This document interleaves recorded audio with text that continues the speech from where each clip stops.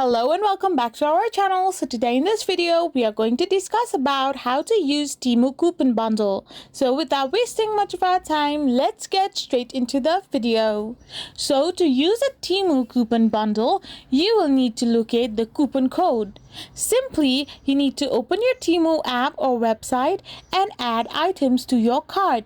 So once you add items to your cart, you can find several options.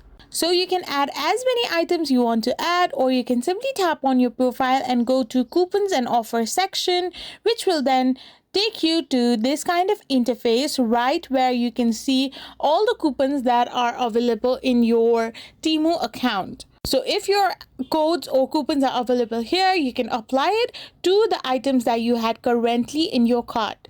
So once you have things in your cart, you need to now simply proceed to the checkout page. Once you proceed to the checkout page, you need to locate the promo code or apply coupon box and paste the code that you have.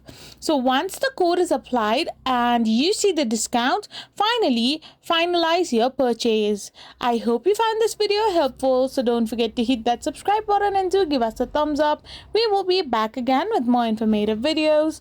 Thank you for watching.